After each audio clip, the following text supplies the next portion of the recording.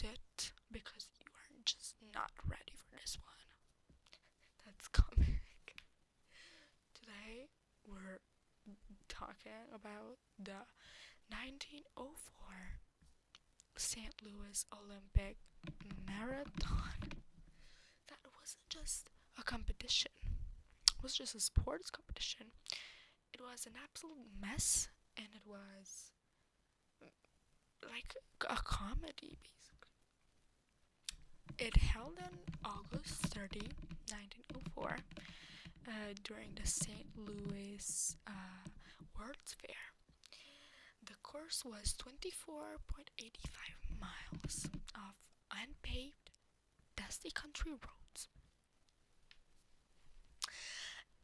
And the temperature was 90 degrees Fahrenheit, 32 degrees Celsius. Heat, so yeah. And out of 32 runners, only 14 finished. Let's see what happened. The first thing was that was not going well, that was not okay, was the deadly conditions and the purposeful dehydration. Now get ready for this one. So the chief organizer of the event, James Edward Sullivan, held a bizarre theory that drinking water during a longer race was a bad performance. His purposeful dehydration theory, he provided only a single water station at the 12-mile mark. To make matters worse, official cars and horses drove ahead of the runners, kicking up blinding clouds of dirt. One runner, William Garcia, collapsed on the side of the road, coughing up blood because of the conditions. The swallowed dust, so he swallowed too much dust, of course. That severely tore his stomach lining, nearly killing him. The marathon. Wait, what if I get killed by a dude that thinks that drinking while running is bad performance? What the hell? The second thing that was just stupid was the cast of unforgettable characters. Felix Carvajal, the Cuban mailman. Felix raised money to travel to the Olympics by running across Cuba, but lost all his cash in a gambling game in New Orleans.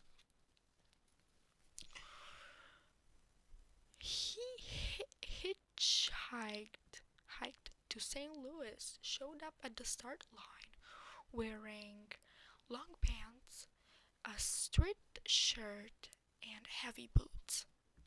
A fellow athlete took pity on him and cut his pants at the knees with scissors. Mid-race, having not eaten in 2 days, he stopped in an orchard to snack on apples.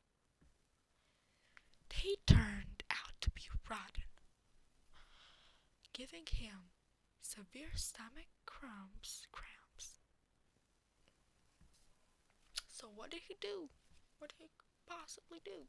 He took a nap on the side of the road and still finished fourth. I imagine he still finished fourth. Imagine what happened to the other athletes. Oh my god. The first black African athletes in Olympic history were in St. Louis, working at a World's Fair exhibit. They entered the marathon spontaneously. Uh, Taunyane was actually leading a good chunk of the race until he was chased a mile of course by a pack of aggressive stray dogs. He still managed, though, to finish ninth.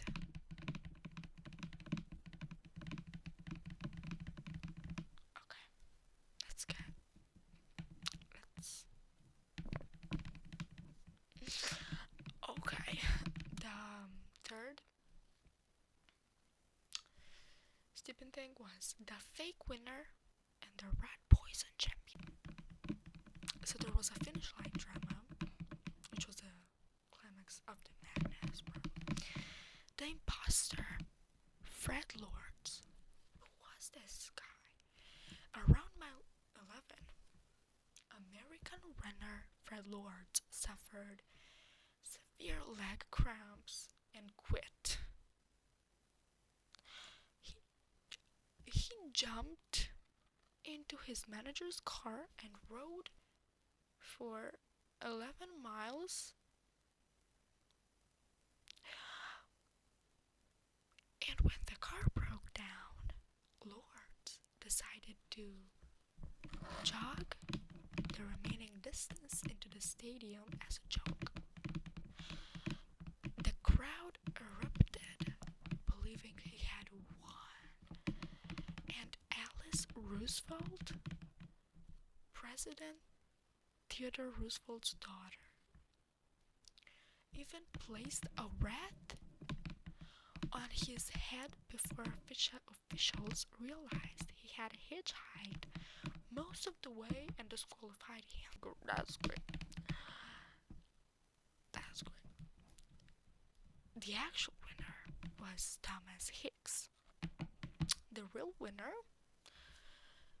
Thomas Hicks, he collapsed from sheer exhaustion 7 miles from the finish line. Wanting him to finish, his trainers administered a homemade cocktail.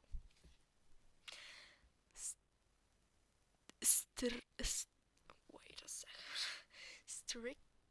Strychnine, rat poison, basically. That's rat poison. Used back then as mild stimulant. Raw egg whites and French brandy. Delicious.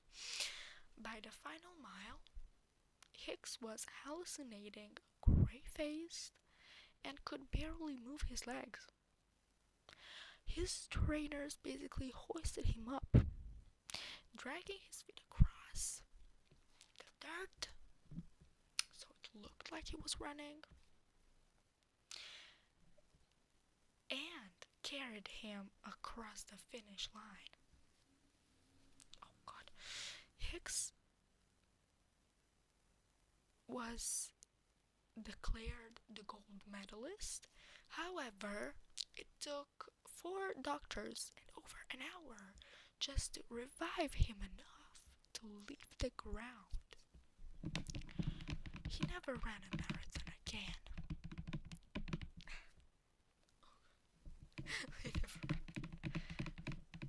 Poor guy. Oh my God. Poor guy.